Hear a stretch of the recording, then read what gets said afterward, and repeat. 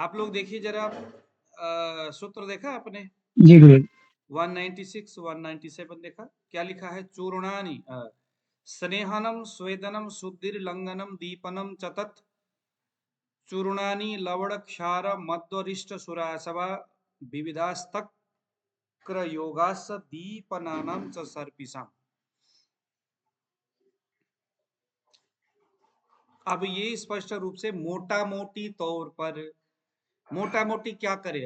अब ग्रहणी के रोगी आ गया हमारे पास, अनेक प्रकार के ग्रहणी के सिम्टम्स हमने बता दिया, वातज पित्तज कफज त्रिदोषज, तीनों ही सिम्टम्स भी उसमें दिख सकते, तीनों ही दोषों के। लेकिन सामान्यतः हमें क्या करना है, एक बात हमेशा ख्याल रखना है, कोई भी मेडिसिन हम देंगे दोषों के आधार पर, उस मेडिसिन में जो गुण है उसका हमें ख्याल रखना है। देखो चिकित्सा में क्या बोल रहे हैं, ग्रहणी विकार से ग्रस्त रोगियों में, है ना, जो ग्रहणी इस रोग से ग्रस्त कोई अगर पेशेंट है, उसको पहले हमें क्या करना है, वो पहले हमने देख लिया लंघन करना है, फिर उसके बाद स्नेहन स्वेदन मतलब बमन विरेचन करना है, लंघन और दीपन उपचार भी करना है, लंघनम दीपनम चतत। फिर उसके बाद चूर्णानी लवण क्षार, चूर्णानी लवण क्षार मध्वरिष्ट सुरासवा, कई प्रकार के जो चूर्ण है ना, जैसे हमने कहा था नागर आदि चूर्ण, ये सारे जो चूर्ण है वह भी दोषों के आधार पर हमें पेशेंट को देना है। लेकिन ग्रहणी में महत्वपूर्ण जो बात हमेशा यहाँ बताया जो जा रहा है वह यह है कि रोगी का लंघन दीपन पाचन सब कुछ होने के बाद घृतपान कराना ग्रहणी रोग का एक मूल चिकित्सा है ना। उसमें हमें सब कुछ किए लेकिन घृतपान अगर नहीं किया तो चरक आचार्य का इतना सारा बताने का कोई मकसद नहीं, सारा लिख लाख करके बता बुतो करके अंत में उन्होंने कहा भाई घृतपान तक पहुंचा दो ताकि उसके जो अग्नि है वो प्राकृत हो जाए। अगर ऐसा नहीं होता तो फिर गड़बड़ है। अब देखो जरा इसी में क्या बता रहे हैं ये 198 से 200 तक का जो सूत्र है, क्रियम चावस्तिकम श्रेणु स्टीवनम श्लेष्मिके रुक्षम दीपनम तिक्त संयुतम। अब यहाँ पर ये बता रहे हैं कफज ग्रहणी अगर है किसी का तो चिकित्सा क्या करना चाहिए। तो सामान्य सी बात है, कफ है तो गुरु होगा, स्निग्ध होगा, कफ के गुण ही वो है। चिकित्सा में हमें गुणों की परवाह रखनी है, रोगी कैसा है फलाना, कौन सा गुण है फलाना, वह गुण किस दोष से रिलेशन रखता है, उसकी चिकित्सा उस गुण के विपरीत गुण से होना है। जैसे देखो शीत स्निग्ध गुरु मधुर, ये सभी जो गुण हैं वह रुक्ष गुण से ठीक हो जाता है, रुक्ष गुण से ठीक हो जाता है। तो कफज ग्रहणी अगर है, कफ के लक्षण दिखता है, जैसे किसी के कफ के सिम्टम्स क्या क्या है, कोई जरा निकाल करके बताइए, पीछे जाइए, कफ के सिम्टम्स क्या क्या है।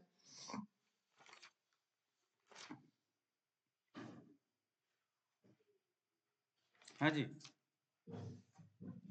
कफज ग्रहणी का लक्षण बताइए।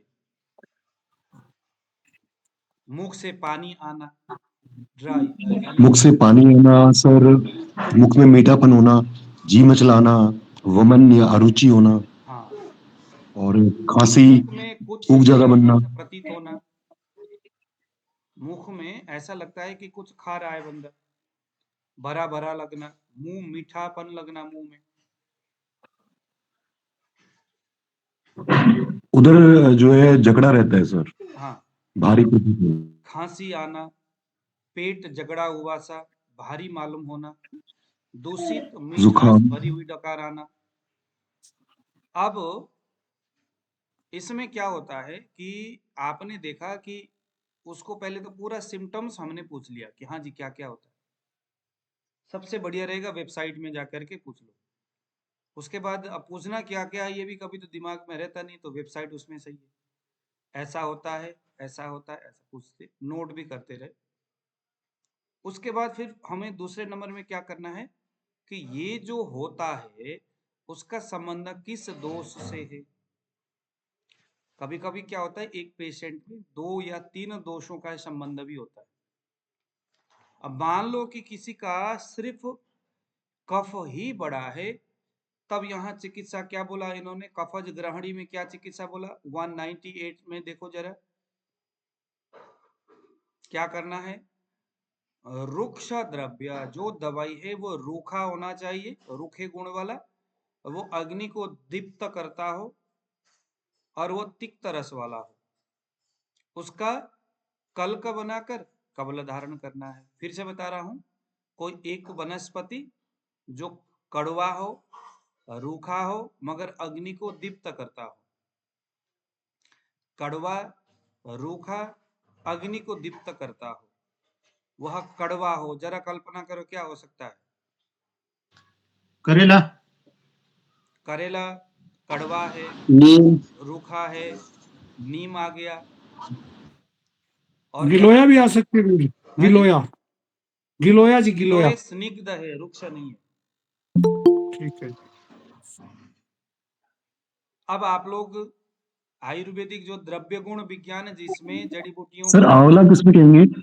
आंवला बिल्कुल जो हाँ है जी किसमें रुक्ष लेंगे? है, हाँ रुक्ष है, लेकिन वो ओट, कड़वा नहीं है ना, अल्लाह, कड़वा सर नहीं है। कड़वा तो नहीं है, लेकिन कसाई तो होता है, अगर पानी पीते ओट, हैं तो मीठा काली हो जाता मिर्च, है। हाँ जी साकेत जी क्या कह रहे, क्या नाम है सुनील जी। ओट, काली मिर्च, सौंठ और काली मिर्च कड़वा नहीं है ना।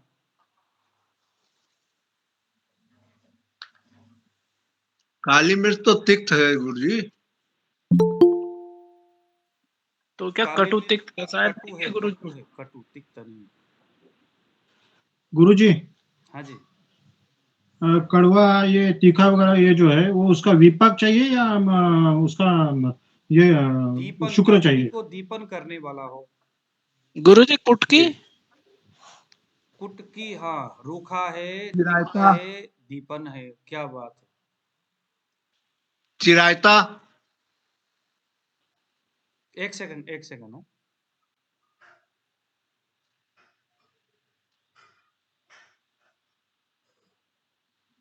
अच्छा हाँ जी, हाँ चिरायता तिक्त है, लेकिन चिरायता दीपन है कि नहीं देखना पड़ेगा। मतलब दीपन भी है गुरुजी। अच्छा, मतलब कुल मिला हाँ दीपन है, क्योंकि ज्वर में चिरायता आता है, ठीक है। तो देखो जरा अब क्या क्या हो गया, तिक्त रस है, दीपन है, और रुक्ष है, वह रूखा भी होना चाहिए। तो यह क्या करता है, इसका कल्क बना करके, यानी इसका काढ़ा बनाना है। अब ये क्या करना है, खाने के लिए नहीं बता रहे जरा, काढ़ा बनाना है, और इसको क्या करना है, कबल धारण करना है। स्टीवनम श्लेष्मिके रूक्षम दीपनम तिक्त संयुक्तम, इसका कल्क यानी कबल धारण करना है। कबल का मतलब क्या है, कबल का मतलब है कबल और गंडूस, ये दोनों शब्द यहाँ पर आया हुआ है। मुंह में उसका जो काढ़ा है, काढ़ा बना करके मुंह में रख करके वो करना, जैसे हम गरारा करते हैं ना, या तो आपने उससे गरारा करना है, या तो पूरा काढ़ा को मुंह में करके भर के टाइट करके बैठना है। कब तक बैठना है, थोड़ा गर्म रहते हुए, क्योंकि उष्ण होना जरूरी है, ठंडा होने पर कबल नहीं करना। कफज ग्रहणी में देखो, ग्रहणी की चिकित्सा कैसे बताया जा रहा है, मुंह में कबल धारण करने से ग्रहणी ठीक हो रहा है, कबल धारण करने से ग्रहणी सर ठीक हो रहा कवल क्या होता है सर? है। हाँ जी, ये पता नहीं है। ये क्या, कबल का, कवल क्या हुआ सर? हाँ जी क्या बोला मनीष जी। कवल। हाँ मैं बता रहा हूँ, कबल का मतलब है थोड़ा सा पानी को, वो जो काढ़ा है उसको मुंह में रख करके करना, ये कबल है।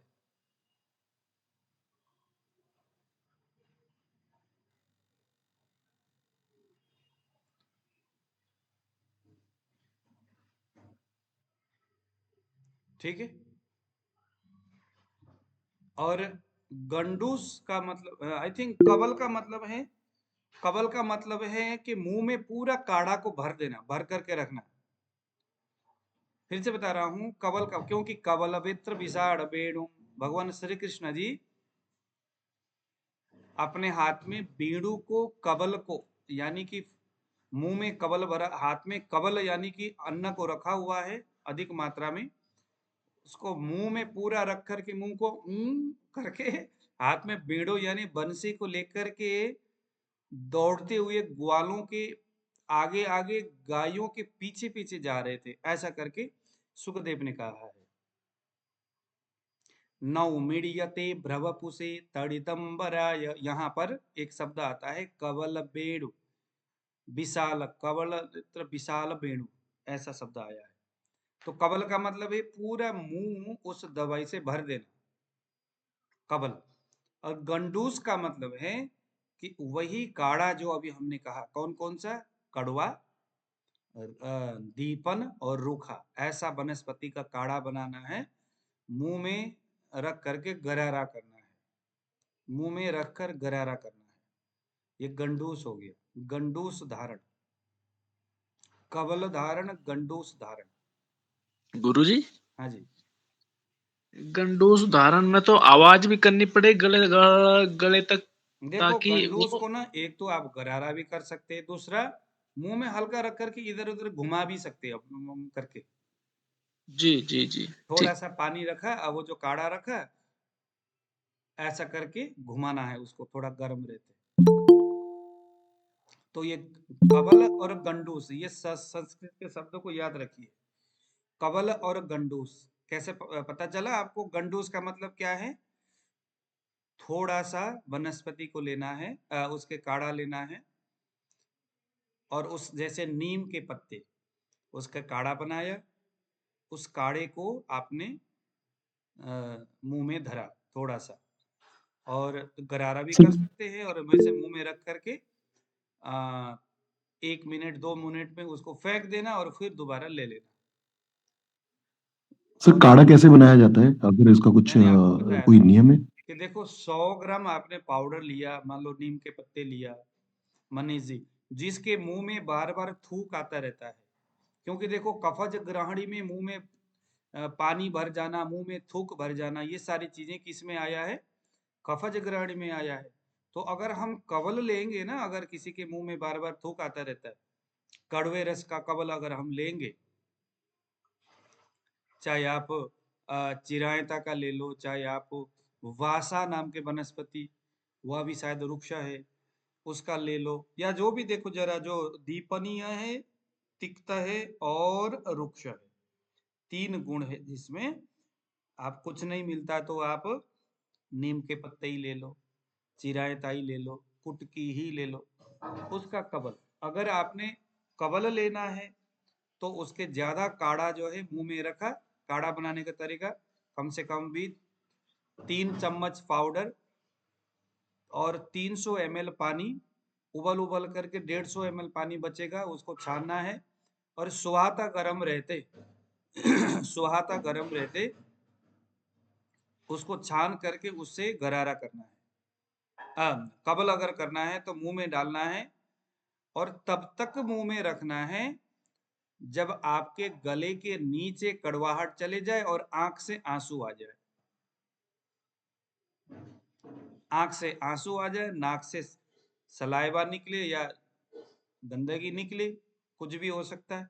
जब मतलब आंखों में जब आंसू आने शुरू हो जाए, तब जाकर के हमें उसको थूकना है और दोबारा फिर लेना है। फिर उसमें भी ऐसा ही, फिर तिबारा 3 बार तक ऐसा करने से, अगर ग्रहणी के कारण से उसके आंखों में दिक्कत है, कफज ग्रहणी की वजह से, तो उस आंख की समस्या में भी यह ग्रहण, यह कबल अच्छा काम करता है। ध्यान देना, कौन सा चिकित्सा कहाँ बताया है, इसको एकदम दिमाग में रखना है। अभी कबल का संबंध, इसका संबंध, इसको हमने ख्याल रखना है कि भाई इसके आंख में चश्मा पड़ रहा है। अब देखो तिमिर, यह शब्द कहाँ आया है? तिमिर यानी आंख में अंधेरा छा जाना। देखो जरा तिमिर कहाँ आया, किस दोष में तिमिर आया है, देखिए जरा। आंखों के सामने अंधेरा छा जाना मीन्स तिमिर, यानी आंख कमजोर हो रहा है, खराब हो रहा है। डॉक्टर ने कहा कि आंखों में प्रॉब्लम है, चश्मा पहनो। कहाँ आ रहा है, आप लोग हम पीछे पढ़ते हुए आए हैं। मैंने आपको कहा कि सर वातज वातज ग्रहणी में। वातज ग्रहणी में आंखों के सामने अंधेरा आ गया है। ध्यान से देखो जरा।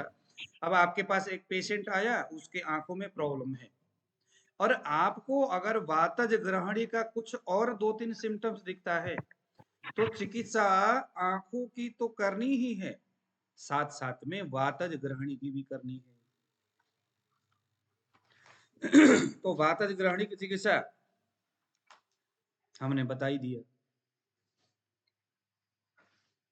वातज ग्रहणी में स्निग्ध द्रव्य से हम कवल ले सकते हैं, गंडूस ले सकते हैं। आंखों में स्निग्ध जैसे जो मैंने ये दवाई आपको बहुत सारे लोगों को मैंने भेजा है ना, ये रसोन दारू हल्दी वाला। अब वो जो रसोन आप क्या करोगे, उसके आंख में प्रॉब्लम है ग्रहणी, तो उस रसोन में थोड़ा सा एक चने जितना या उतना भी ज्यादा है, एक काली मिर्च जितना रसोन का वो दाने ले लो, उस दाने में आधा चम्मच समथिंग घी लगा लो, और वह घी भी अगर त्रिफला घृत मिल जाए अच्छी बात है। उस घी में इसको डाल के खूब घुट्टा मारो, पेशेंट को दे दो, उसको कहो भैया रोज काजल लगाना है इसका। तो क्या हो गया, आंखों के लिए भी सही है, घृत जो है वातशामक है वो भी सही है, और इधर से आपने वातज ग्रहणी का आपका ट्रीटमेंट का जो प्रोटोकॉल है वातज ग्रहणी के हिसाब से रहेगा, और आंखों के लिए भी एक दवाई आपने दे दिया। भोलाराम जी, मनीष जी, इमरान जी, आपको आ रहा है समझ में? जी गुरुजी, सर ये रसोल 60% और आ रहा काजल है। का क्या, इसका कुछ बताएंगे? कैसे? जो रसोल का आपने काजल या घी का काजल बनाने के लिए कहा या तेल का? देखो देखो देखो, जी गुरुजी। जो इमरान जी जरा आप ऑडियो को म्यूट रखिए। काजल जो है घी में ही बनाओ, क्योंकि आंख में अगर हम सरसों का तेल डालते हैं अच्छी बात नहीं है। आंख में या तो अगर अगर कफज है तो उसी में हमें शहद मिला करके डालना है। जैसे मान लो, अब वैसे तो कफज में तो है ही नहीं, लेकिन अन्य रोगों के संदर्भ में आपको कफ भी दिखता है और तिमिर दर्शन है, आंखों में प्रॉब्लम है। अब मेरे वेबसाइट में जाकर देखो, लिखो कि आई प्रॉब्लम या आंख में समस्या, तो वो बता देगा कौन कौन से रोग में आंख में प्रॉब्लम है। फिर बस फिर देखो कि उनमें उनमें से कौन कौन से रोग है।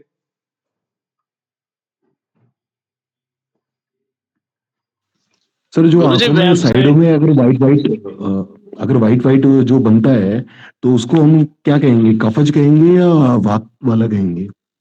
एक सेकंड में देखता हूं यहाँ पर, आंख में समस्या वेबसाइट में लिखा, आंख समस्या। तो मैं आपको यहाँ पर दिखाता हूँ, एक सेकंड। हाँ,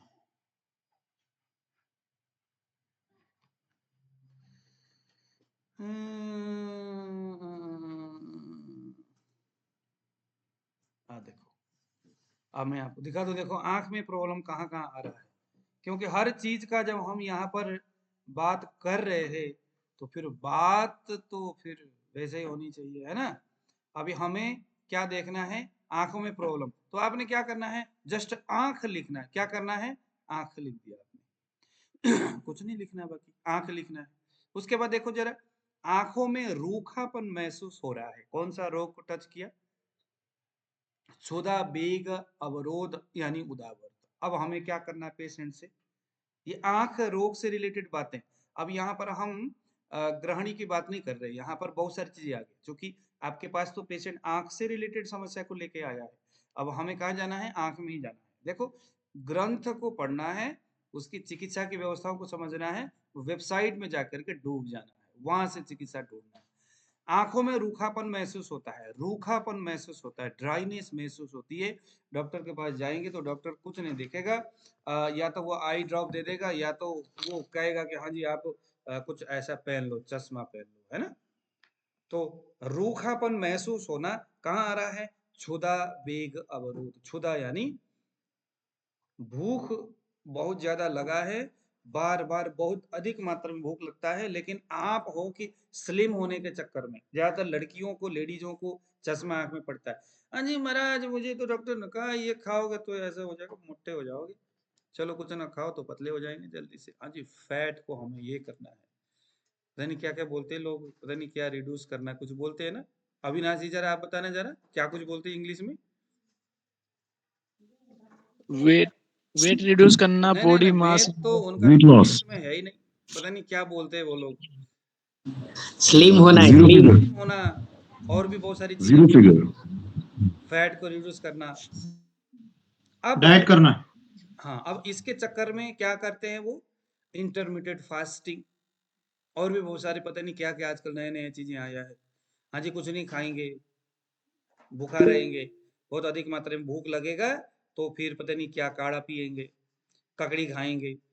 इंटरमीडिएट फास्टिंग में आपने, आपके पास भी बहुत सारे ऐसे पेशेंट, हाँ जी ऐसा है, हमें ये पता नहीं फलाना ने ऐसा बताया है, जो बहुत अधिक भूख लग जाए 15 घंटे के बाद फिर ककड़ी खाएंगे। मेरे पास आज की बात नहीं, बहुत सालों पहले की बात है, बाद में उसको डायबिटीज हो गया, और इतना जल्दी वो डायबिटीज उसके शरीर में ऐसा हो गया कि डायबिटीज हो गया, बाद में पैरों में बुरा हाल है, अभी भी बेचारा। अब उसको कौन समझाए। इंटरमीडिएट फास्टिंग 18 घंटे तक भूखा रहना, फिर बाद में किसी ने पता नहीं किसके पास गया और कहा हाँ जी गाजर ककड़ी पता नहीं क्या क्या खाओ। अब ककड़ी और गाजर में जलीय अंश ज्यादा है, जलीय अंश ज्यादा है।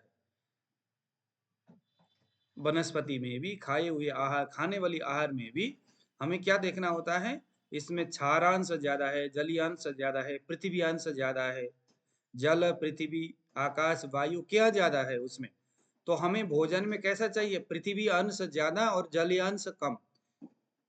वैसे लिक्विड फॉर्म में भोजन करने की बातें बताया गया, लेकिन ककड़ी में तो पानी अधिक है। अब वो अगर ककड़ी खाएगा भूख लगने पर और ककड़ी से भूख को मिटाएगा तो क्या हो गया, क्षुधा वेग अवरोध, भूख के वेग को रोकना, ये क्या हो गया, महापाप हो गया। तो यह इससे एक तरह का उदावर्त से रिलेटेड प्रॉब्लम होगा, और उसे आंखों में रूखापन महसूस होगा, और इसके वजह से चश्मा लगेगा। गुरुजी, अश्रु वेगावरोध, और देखो जरा आंख से रिलेटेड प्रॉब्लम में एक और आया है, अश्रु वेगावरोध। आंख के वेग को रोकना,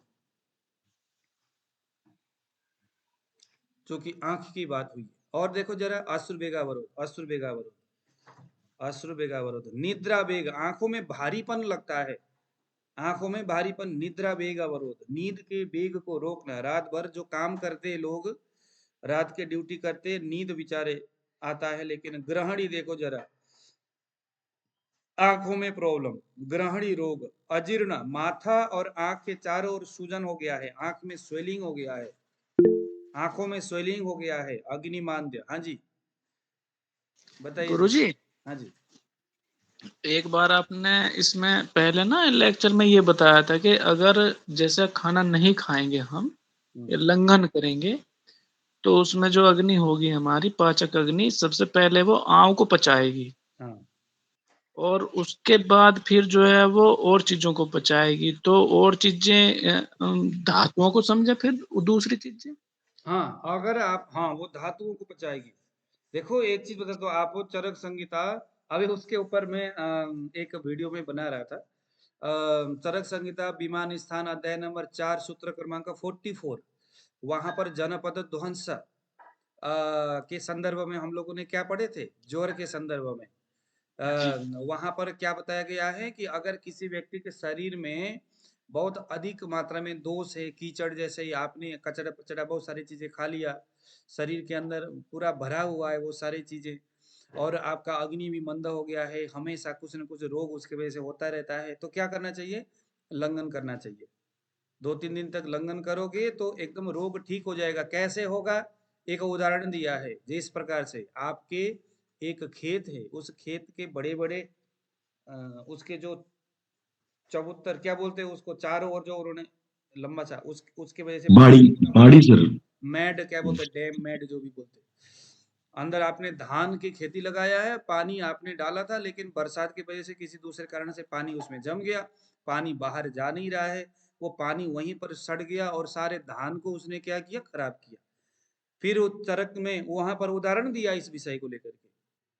अब इसका वो इलाज क्या है, इलाज है कि चारों ओर से उसको काटो, उस पानी को बाहर निकाल दो, पानी को बाहर निकाल करके कुछ दिन तक धूप के सामने उसको वैसे ही रखो, पानी वानी कुछ नहीं, चौवनी मात्रा भी पानी वहां रहने नहीं देना, सारा सुखा दो पानी, और उस खेत को, खलिहान को एकदम पूरी तरह से सूखने दो, वहां से चीरा पड़ जाए एकदम धूप के वजह से।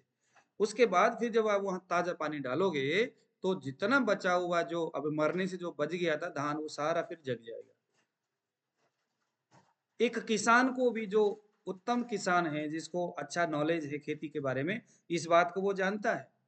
लेकिन हमारे शरीर में भी तो ऐसा ही है, कितने दिनों से टॉक्सिन भरा पड़ा है, कीचड़ बैठा पड़ा हुआ है, ये भी खा लिया, वो भी खा लिया, दवाइयाँ भी खाते, वो भी जाकर के उधर ही बैठा हुआ है, अग्नि उसका आपका मंद है, नीचे जाने का रास्ता नहीं है, कॉन्स्टिपेशन भी हो रखा है, या प्रॉपर तरीके से दोष जो है सिराओं के अंदर इधर उधर बैठा हुआ है, स्रोतों के अंदर, बाहर वो निकल नहीं पा रहा है।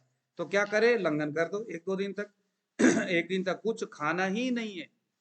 तो वहां ऐसा बताया गया है, अगर आप लंघन करते हो, लंघन एक दिन करो, दूसरे दिन भी जितना सामर्थ्य उतना करो, थोड़ा भूख लगेगी, थोड़ा सा दीपनीय संदर्भ में भोजन करो, फिर बाद में दीपन पाचन करने वाली औषधियां ले लो, फिर बाद में घृत पान करो। यही बात है। जिस प्रकार से खलिहान के गंदगी को सुखा करके फिर नया पानी डालने से वो खेत ठीक होता है, उसी प्रकार से हमारे शरीर की भी बात है। तो देखो जरा, पांडु, आंखों के चारों ओर सूजन होना, पांडु एनीमिया में भी होता है, अक्षिकुट शोथ है ना, एनीमिया, एनीमिया। तो अब देखो जरा, आपके पास एक रक्त पित्त, मुंह नाक आंख कान में कफ युक्त ब्लड रक्त दिखाई देना, चलो ये एक अलग बात है।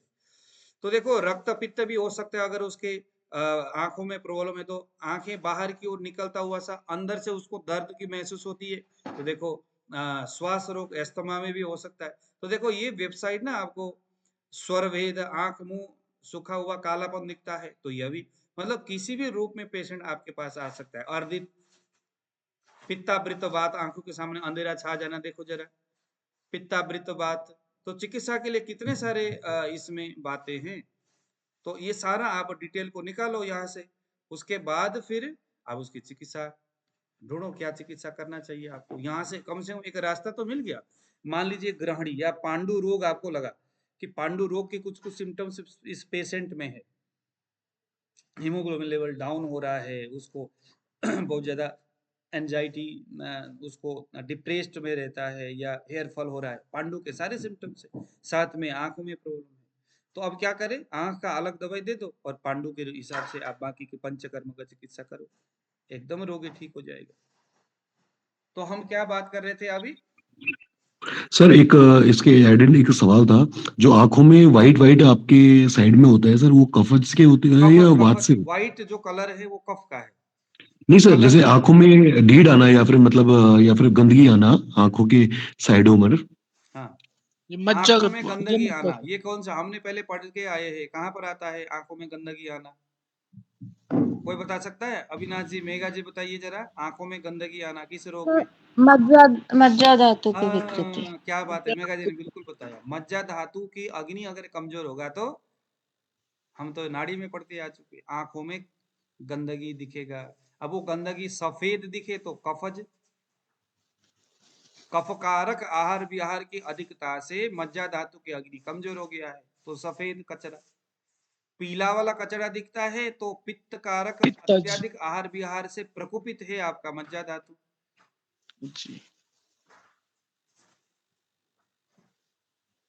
तो गुरुजी, ये जो ढीड के बारे में यानी बात चल रही है, तो ये स्निग्धता को भी तो प्रेजेंट करती है, आप एक बार जिक्र कर रहे थे बीच में कैसे?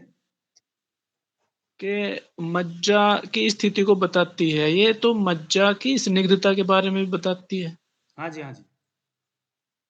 किस संदर्भ में बात कर रहे हो आप?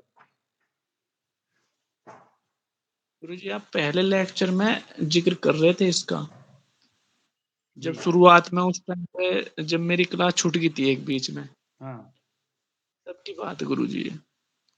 आज की बात है पहले की? पहले की बात है गुरुजी। अच्छा ठीक है, वो जब वैसे प्रसंग आएगा तो फिर उसकी जिक्र करेंगे, ठीक है। जी अभी जी आप जी यूं ठीक। समझ लो, कफज ग्रहणी की चिकित्सा में हमें क्या करना है? सब सर्वप्रथम हमें कवल धारण करना है।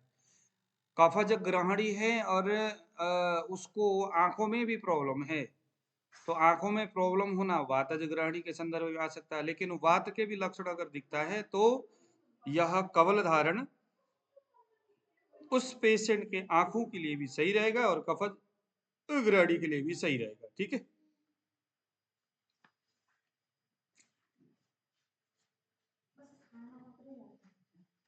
अब दूसरे नंबर में देखो, सकृत रुक्षम सकृत स्निग्धम कृषे बहु कफे हितम।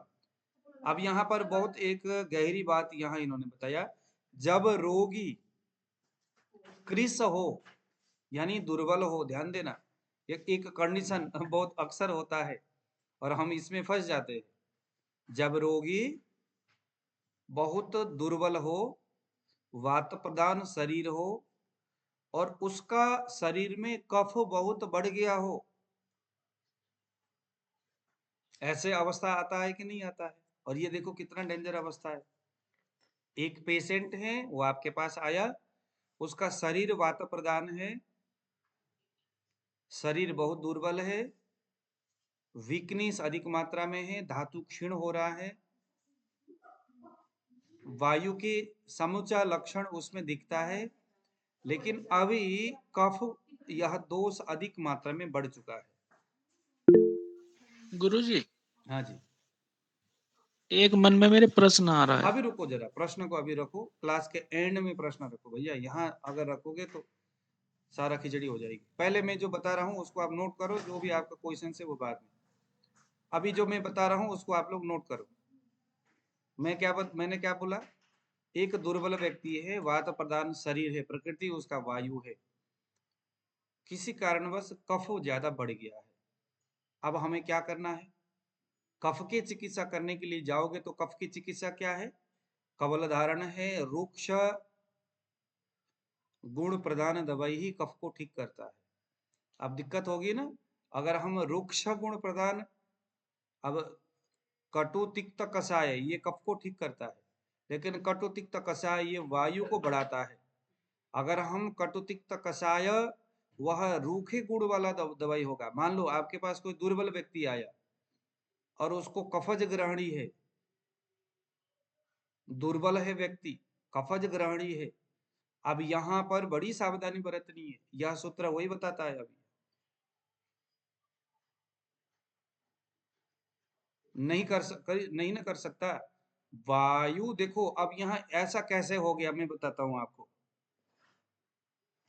एक व्यक्ति, ये अक्सर मैं बताता हूं और ये बहुत अक्सर यही सिम्टम्स दिखता है। मान लीजिए एक दुर्बल व्यक्ति पहले अपने नेचर के हिसाब से आहार विहार करता था, उसका अग्नि भी वायु का अग्नि विषम है, तो नैसर्गिक रूप से विषम अग्नि था, लेकिन वह व्यक्ति रात में जगने वाला काम करने लगा, रात की ड्यूटी करने लगा।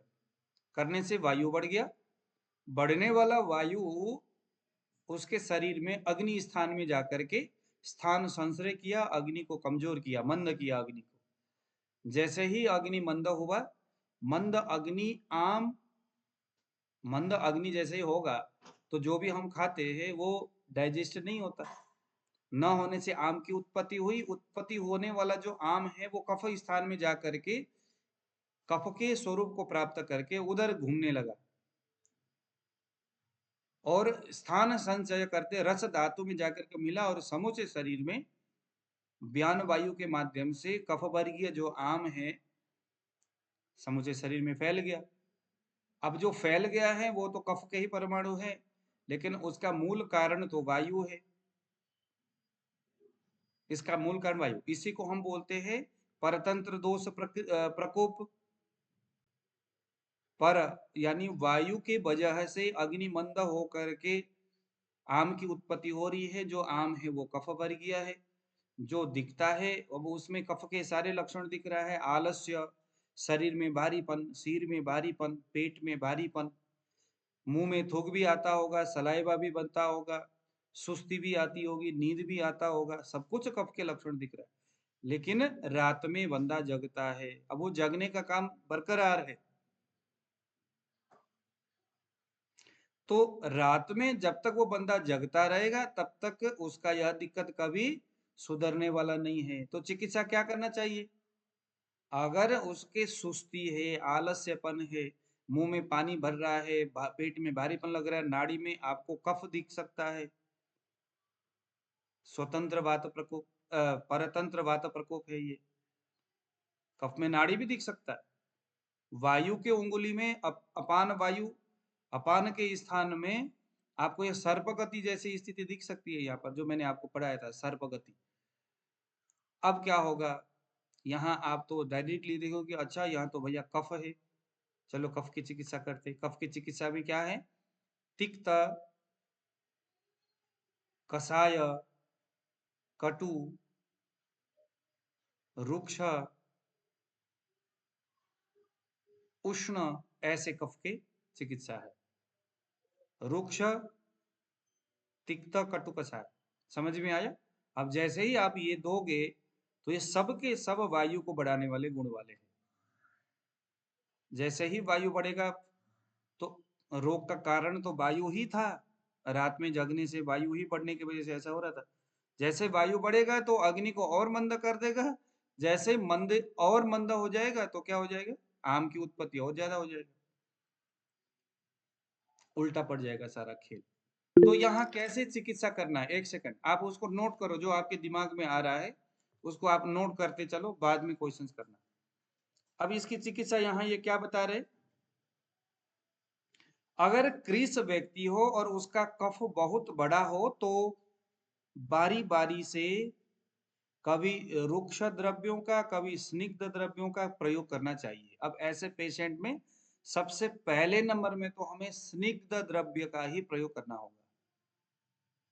स्निग्ध द्रव्य से उस वायु का थोड़ा समन होगा, लेकिन कफ भी उस लेवल में नहीं बढ़ेगा। तो तुरंत फिर रुक्ष द्रव्य हम देंगे, क्योंकि उस स्निग्ध से थोड़ा वायु तो डैमेज हुआ ही है, कंट्रोल हुआ ही है। तो थोड़ा सा कफ के लिए जाएंगे, फिर थोड़ा सा 4 दिन कफ का, 4 दिन वायु का, 4 दिन कफ का, 4 दिन वायु का। ऐसे अवस्था में वस्ती ही सबसे उत्तम होता है। एक चीज आप लोग और नोट कर लो, हम बाद में ज्वर प्रकरण में उसको पढ़ेंगे। अगर आपको लगता है कि ये दवाई देने से भी काम नहीं हो रहा है, शरीर में बहुत सारे लक्षण दिख रहा है, कुछ नहीं करना है, ज्वर प्रकरण में बताया हुआ सुबह कफज ज्वर का, दोपहर में पित्तज ज्वर का और रात को वातज ज्वर का दवाई दे दो कुछ दिन तक। फिर से बता रहा हूं, सुबह कफज ज्वर का, दोपहर में पित्तज ज्वर का, रात में वातज ज्वर का। सुबह इस तरह सुबह दोपहर शाम, दिन में 3 टाइम दवाई दे दो कुछ दिन तक। क्या हो जाएगा, कफ पित्त और वात अपने अपने लेवल में, क्योंकि ज्वर समस्त रोगों में सबसे बड़ा है। ठीक है, ज्वर की दवाई आपने दे दी, ज्यादा दिन तक नहीं देना, 9-10 दिन तक देना है। उसके बाद जैसे ही आपको लगता है कि दोष कुछ साम्य हुआ है, जो कि दुर्बल है, अग्निमांद्य है, आम की उत्पत्ति है, तो वहां पर फिर हम क्या करेंगे, रुक्ष कुछ दिन तक स्निग्ध, स्निग्ध से वायु समन होगा, रुक्ष से पित्त कफ समन होगा। इस तरह से करके फिर जैसे ही दोष साम्य हो जाएगा, आम से निराम अवस्था में आ जाएगा, तुरंत उस समुचे वायु को जड़ से निकालने के लिए बस्ती की ओर आ जाओ। फिर अनुवासन बस्ती, निरूह बस्ती, अनुवासन बस्ती, निरूह बस्ती, अनुवासन बस्ती से वायु, निरूह से कफ, अनुवासन से वायु, निरूह से कफ वात, कफ वात वायु को भी समन करता है निरूह, क्योंकि अनुलोमन करता है। तो इस तरह से अगर हम काम करते हैं तो निश्चित तौर पर ऐसे कठिन अवस्था में भी हम रोगी को सुधार सकते हैं। लेकिन बस यहाँ पेशेंट और डॉक्टर के बीच का जो कम्युनिकेशन है, कमांड जो है वो प्रॉपर अच्छा होना चाहिए। हर 3 दिन में रोगी का मेडिसिन आपने चेंज करना है, 3 दिन या 5 दिन में। तो यही बात यहाँ पर बता रहा है, क्योंकि यदि केवल रुक्ष का ही प्रयोग किया जाए तो बल की हानि होगी। रुक्ष द्रव्य जो है वायु को बढ़ाता है, तो वायु जो होता है वो बल हानि करने वाला होता है। और यदि स्निग्ध ही प्रयोग करेंगे तो बहु कफ रोगी में कफ की वृद्धि करेगा। तो इन दोनों को अतः क्रम से एक के बाद दूसरे का प्रयोग बार बार करना चाहिए। शरीर के भीतर के आम दोष एवं अन्य कफज उपद्रव की परीक्षा करने के पश्चात घृत तेल युक्त दीपन द्रव्यों का यहाँ प्रयोग करना चाहिए। स्नेहन द्रव्यों का दीपन स्नेहन युक्त दीपन द्रव्यों का प्रयोग करना चाहिए। सारी चीजें करते करते स्नेहन युक्त दीपन द्रव्यों, क्योंकि स्नेहन, अब फिर देखो जो दुर्बल व्यक्ति है उसको स्नेहन जरूरी है, क्योंकि उसका तो नेचर ही वातज है। लेकिन अगर वो दीपन से युक्त स्नेह, जैसे अब देखो गिलोय है, गिलोय है वो स्नेहन भी है। अगर आप गिलोय से सिद्ध तेल का निर्माण करोगे तो वह तेल क्या हो जाएगा, वह तेल दीपन भी करेगा। चूंकि गिलोय है तो वह रसायन भी है, तो रसायन जो है वायु को शांत करता है, रसायन कफ को बढ़ाता नहीं है, प्राकृत कफ का निर्माण करता है, धातु स्वरूप कफ का। तो सर गिलोय, गिलाय हाँ जी, गिलोय जो है सर वो वायु को बढ़ाता है या कम करता है गिलोय? देखो गिलोय वायु को अपने तिक्त रस से बढ़ाता है, गिलोय वायु को बढ़ाता है। गिलोय उष्ण है, तिक्त है, तो पित्त को भी बढ़ाएगा, वात को भी बढ़ाएगा। इसीलिए वात और पित्त वाले गिलोय का सेवन नहीं करते। जिनका वात पित्त बढ़ा है वे लोग गिलोय का सेवन नहीं करते। कौन करेगा, कफ वाले या वात कफ वाले।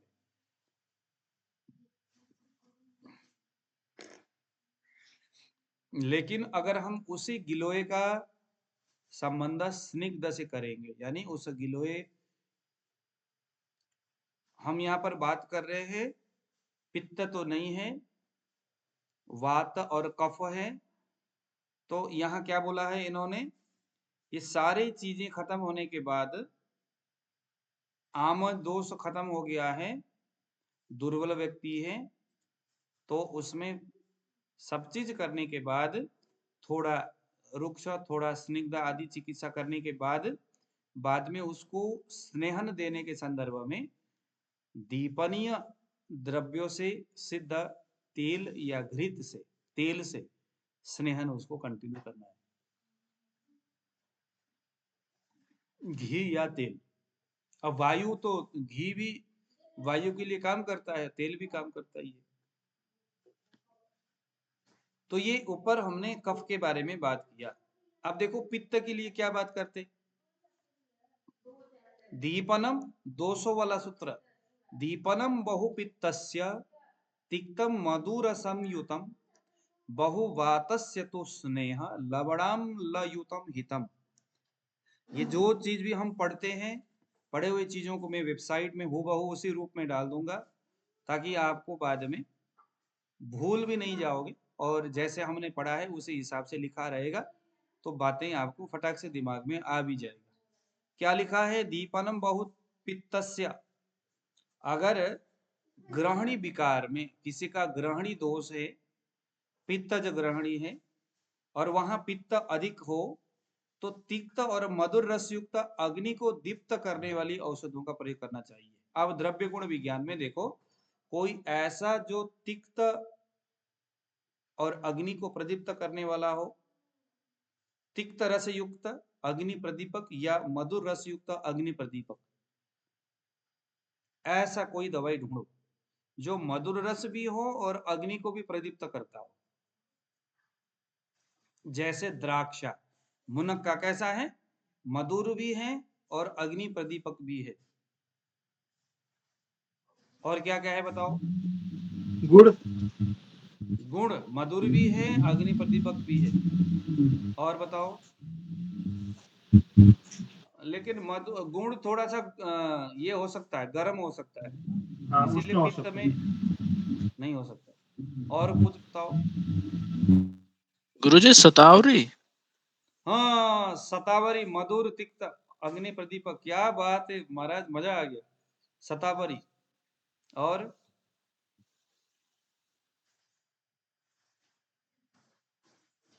गिलोय गिलोय।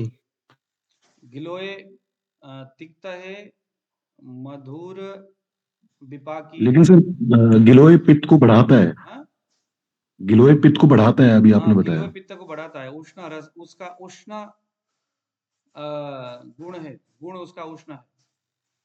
विपाक उसका मधुर है। उसका बेल, विपाक। हाँ,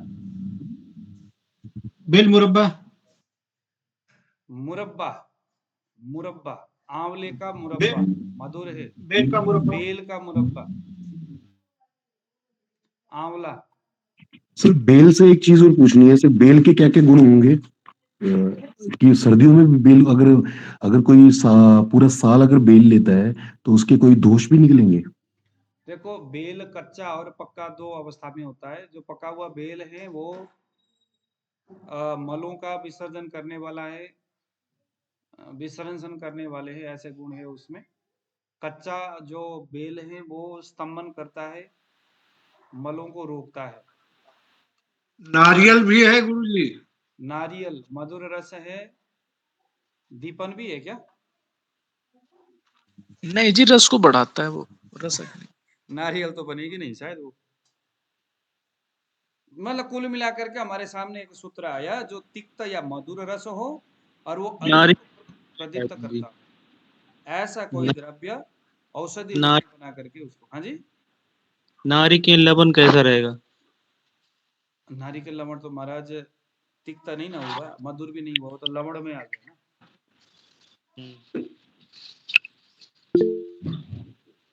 इमरान जी बताइए। ठीक है, आप देखिए जरा, पित्त में हो गया। पित्त की चिकित्सा में हमें एक सूत्र मिल गया कि कैसे कैसे हमें करना है। अब जरा बात में आते हैं। बात में क्या लिखा है? बहुवातस्य तो स्नेह लवणाम्ल युतम हितम संदुक्षति तथा बन्नी ऐसाम विधि वदिन्धनई। तो ये क्या बोलता है? बहुवातस्य तु स्नेह लवणा अम्ल युतम हितम। अगर वायु अधिक मात्रा में प्रधान रूप से बढ़ा है, बात यहाँ हो रही है तीनों चिकित्सा में, ध्यान देना, प्रधान में कौन है। जैसे एक आदमी है, उसके वात पित्त बढ़ा है, लेकिन अधिक क्या है? अगर पित्त है तो चिकित्सा पित्त के हिसाब से ही होगा। यहाँ क्या बोल रहा है? वात पित्त तो है, लेकिन प्रधान रूप से अगर वायु होगा और वायु के सिम्टम्स उसमें दिखते होंगे, तो क्या करना होगा?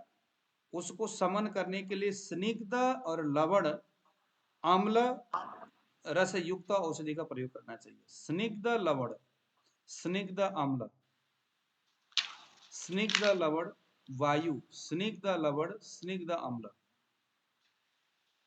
यह लेकिन सर यहाँ पे ये लिखा हुआ है, ये गलत है लिखा हुआ है सर। क्या यदि पित्त की प्रबलता हो तो मधुर वस्तुओं से युक्त अग्निदीपक प्रयोग देने चाहिए। यदि वायु प्रबल हो तो लवण और अम्ल से युक्त स्नेह हितकारी होता है। हाँ, तो वही तो कह रहा हूँ।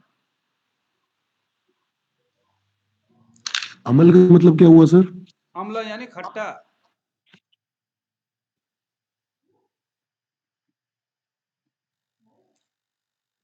वायु अगर प्रबल होगा ठीक है सर, थैंक तो यू। लवण और अम्ल। अब ये लवण और अम्ल क्यों बोला? दो दो रस यहाँ पर बताया क्यों? ऊपर पित्त में तिक्त मधुर कहा, तिक्त मधुर कहा। अगर पित्त के साथ, अगर पित्त के साथ कफ होगा तो तिक्त रस युक्त अग्नि प्रदीपक। ध्यान देना, पित्त और कफ है तो क्या है? पित्त और कफ है तो तिक्त रस युक्त, पित्त और वायु है तो मधुर रस युक्त। मान लीजिए आपके पास एक वातज ग्रहणी का रोगी आ गया, उसको डायबिटीज भी है। वातज ग्रहणी का रोगी आ गया, उसको डायबिटीज भी है। वायु और पित्त दोनों ही उसके बड़े हुए हैं, वात पित्तज हो गया। अब देखो क्या देना चाहिए, डायबिटीज भी है उसको, लेकिन समूचा डायबिटीज तो है, लेकिन डायबिटीज का अतिमूत्र प्रवृत्ति आदि जो प्रमेय हमें बताया हुआ कोई भी लक्षण नहीं है। ग्लूकोमीटर में उसका डायबिटीज दिखता है 200, 300, 400, 500 कुछ भी। ग्रहणी, वातज ग्रहणी का उसमें सिम्टम, पित्तज ग्रहणी का उसमें सिम्टम्स है। पित्तज ग्रहणी का सिम्टम्स है, पित्त अधिक मात्रा में बढ़ा है, लेकिन वायु दुर्बल व्यक्ति है। फिर से बता रहा हूं, पित्तज ग्रहणी है या उसको ग्रहणी है, पहले अजीर्ण हो गया, हम हैन होगा तेन होगा, अभी शरीर में पित्त अधिक मात्रा में दिख रहा है, व्यक्ति दुर्बल है। व्यक्ति क्या है, दुर्बल है। तो सूत्र क्या बोलता है, दीपनम बहुपित्तस्य तिक्त मधुर संयुतम। वात और पित्त होगा तो क्या हो जाएगा, मधुर रस युक्त, मधुर रस युक्त दीपनीय द्रव्य का सेवन करना है। तो मधुर रस युक्त दीपनीय द्रव्य क्या हो सकता है, मुनक्का। अब मुनक्का मीठा हो सकता है, तो वात पित्त प्रधान व्यक्ति में द्राक्षावलेह अच्छा काम करता है। द्राक्षावलेह एक मीठा वनस्पति दवाई होने के बावजूद भी उसके उस डायबिटीज जैसे अवस्थाओं को ठीक करेगा। या मुनक्का जैसे और भी बहुत सारी चीजें हैं। और देखो जरा, जो मधुर हो और दीपनीय, उसके अंदर दीपन करने ये वाली। मुनक्का सर, हाँ जी, मंजिष्ठा, मंजिष्ठा। मंजिष्ठा। मंजिष्ठा, मंजिष्ठा तो भैया मधुर तो क्या कहते हैं वो है नहीं। मंजिष्ठा जो है ना पित्त को बढ़ाता है, मंजिष्ठा उष्ण गुण वाला है। गुरुजी, हाँ जी, गुरुजी इसी से संबंधित है। और ये जो पहले कृषि व्यक्ति वाला था केस, इसमें भी जैसे ही हम बात कर रहे हैं, वात पित्त कफ की कर रहे हैं, तो इसमें हम इनके गुणों को ध्यान में रख के नहीं कर सकते हैं कि जैसे मान लो वात है, रुक्ष लघु चल, बहुत वात, शीघ्र हाँ वो तो शीत। करना ही है ना, वो तो करना ही, वो तो देखो ऐसा है। अब आयुर्वेदिक बुक में सभी बातें हर जगह लिखा नहीं ना होता। एक चीज हमने एक कॉन्सेप्ट को क्लियर करके आ गए, अब वो कॉन्सेप्ट हमें हर जगह लगाना है, लेकिन ग्रंथ हर बार उसी बात को तो बोलेगा नहीं ना। उस चीज को हमने उस टॉपिक को हमने वहां खत्म किया, उस टॉपिक का हमें हर जगह इस्तेमाल करना है, यहाँ पर भी लगाना है, वो तो लगाना ही है ना, वो तो लगाना ही।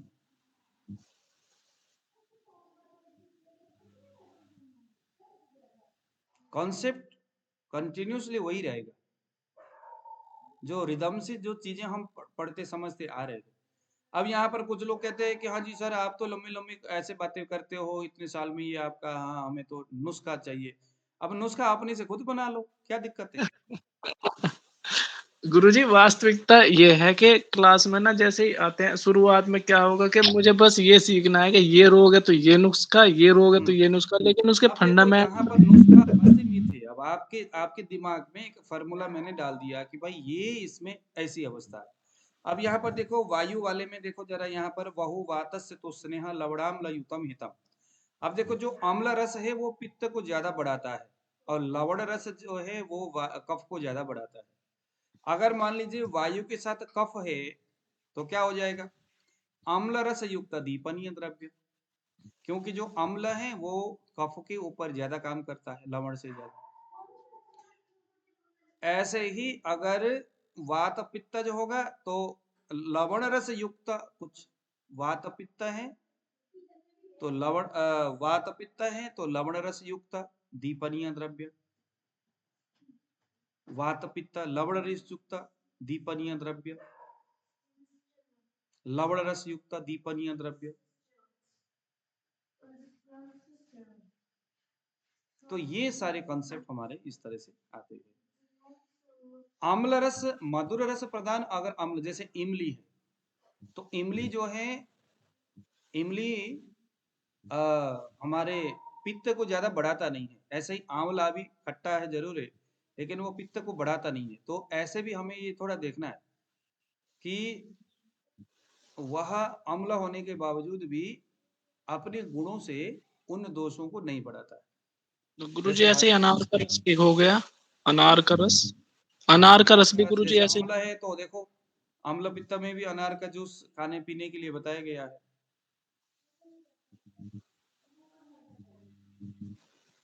तो ये हमारा कॉन्सेप्ट है आयुर्वेद का, ठीक है।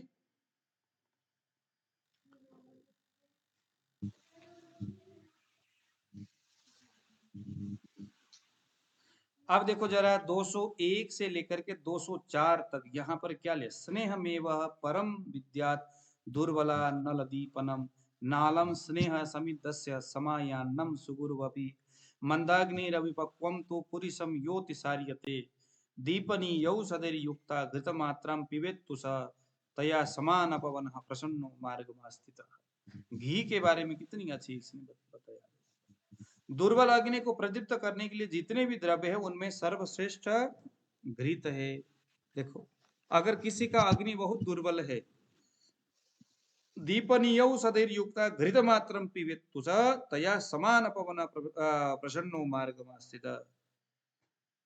सभी प्रकार की अग्नि को प्रदीप्त करने वाली वनस्पतियों में घी सर्वश्रेष्ठ है। इसीलिए किसी का अग्नि मंद है तो भी हम घृत सेवन कर सकते हैं। अगर कोई आपको बोलता है कि भैया घृत सेवन नहीं करना है तो ये हाँ, लेकिन ये है कि जो घी आप ले रहे हो वह घी कैसा है।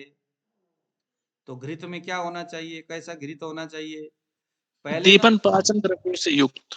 हाँ नहीं नहीं, देखो जैसे रात में दही बनाया, सुबह दही को भिगो करके माखन बनाया, घी को तैयार किया, 24 घंटे तक वह घी एक्चुअली घी रहता है और उस घी में ये सभी गुण रहते हैं। उस घी को हम रखेंगे और जितना जितना हम उसको स्टोर करके रखेंगे, उसको हम ढक के रखेंगे या फ्रीज में रखेंगे या कहीं भी रखेंगे, जैसे जैसे वो पुराना होता जाएगा वो दोषों के संदर्भ में वह घी गुरु होता जाएगा। क्या होता जाएगा, भारी होता जाएगा, हैवी होता जाएगा, उसका क्वालिटी हैवी होगा। तो अगर हैवी होगा तो क्या हो जाएगा, अग्नि को डाइजेस्ट करने में टाइम लगेगा। इसीलिए जो पुराना घी है अत्याधिक गुरु होने की वजह से, अब आजकल जैसे एलोपैथिक डॉक्टर वालों में भी यह कंसेप्ट रहता है कि भाई घी कितना पुराना है, क्या है, कैसा है, किसी को पता तो है ही नहीं। किसान खेती तो कोई करता ही नहीं है, गाय तो किसी ने रखा ही नहीं है, अपना दूध कौन ले आए, घी कौन बनाए। इसे तो अच्छा है कि चल घी खाना ही बंद कर दे दो, क्योंकि गुरु होता है और डाइजेस्ट नहीं होगा, आपका अग्नि कमजोर।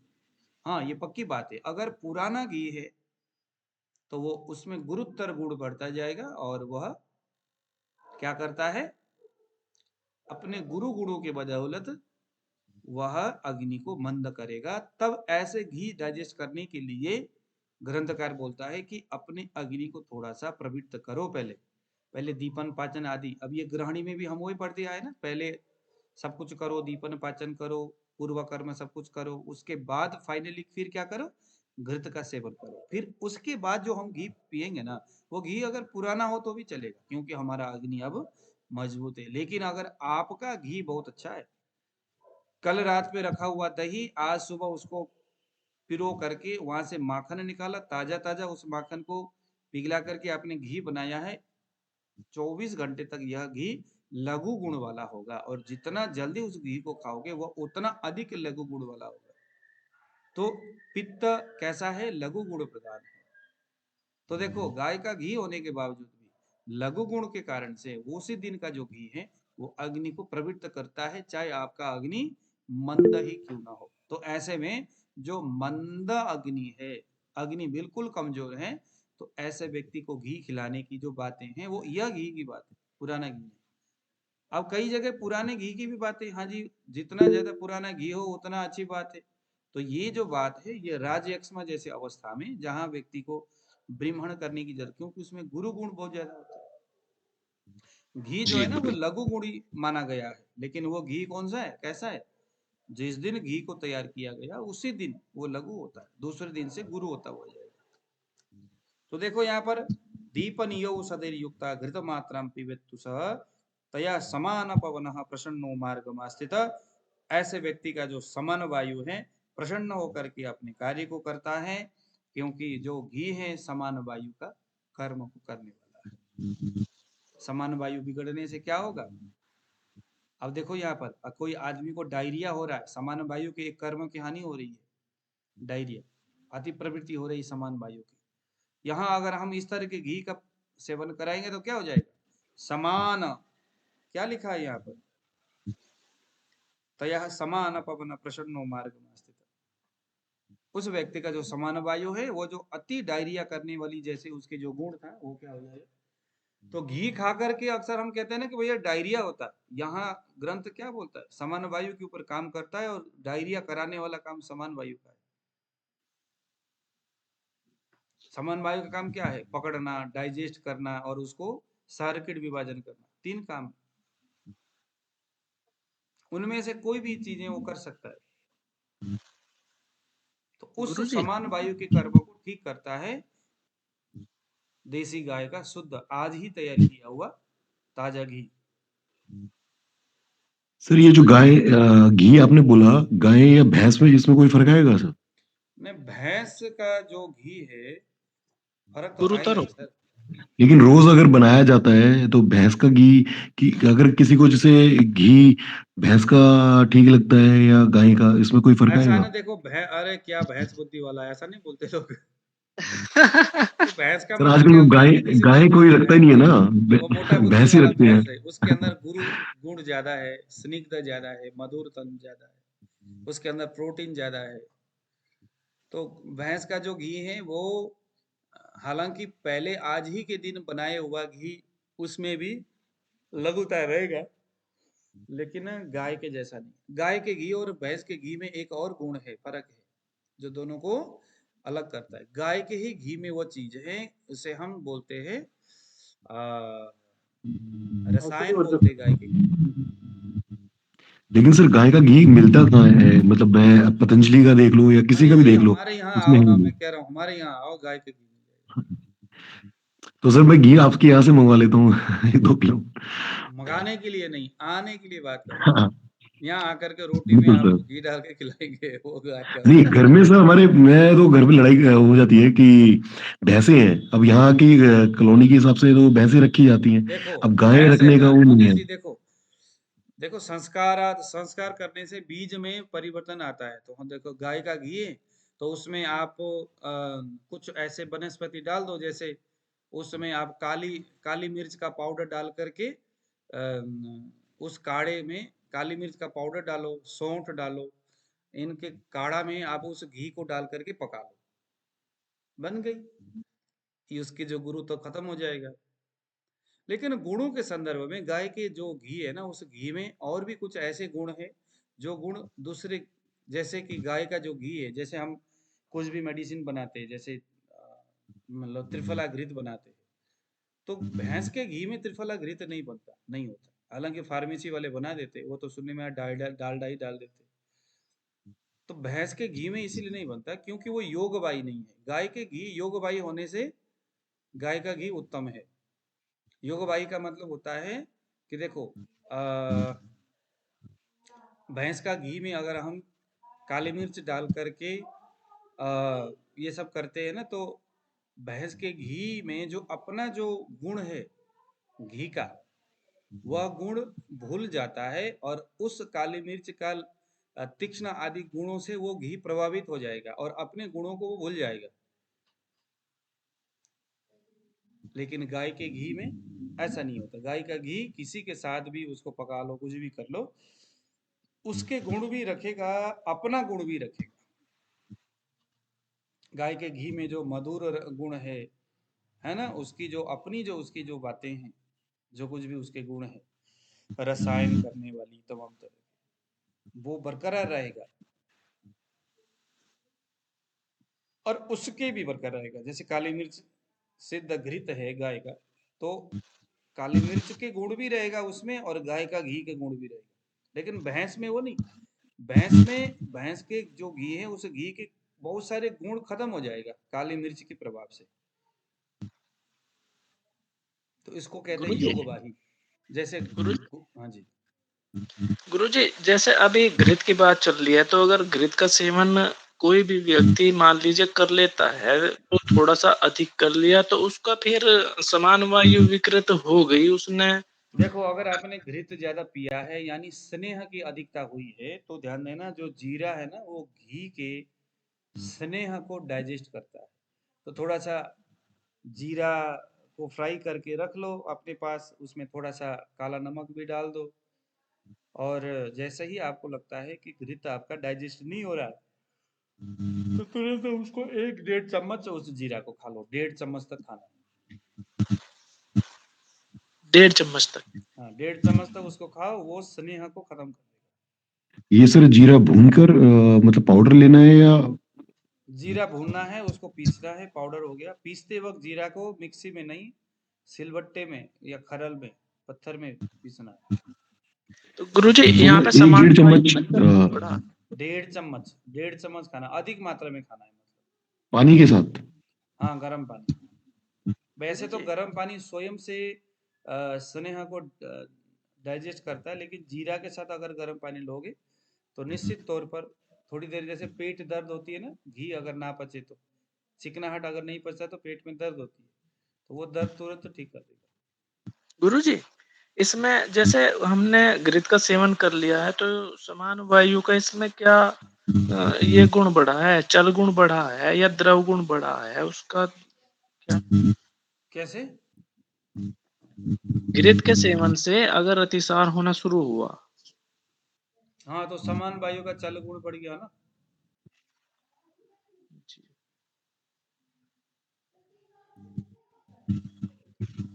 चल गुण बढ़ा, पित्त का सर गुण बढ़ा, क्योंकि घी जो होता है वो पित्त को भी बढ़ाता ही है।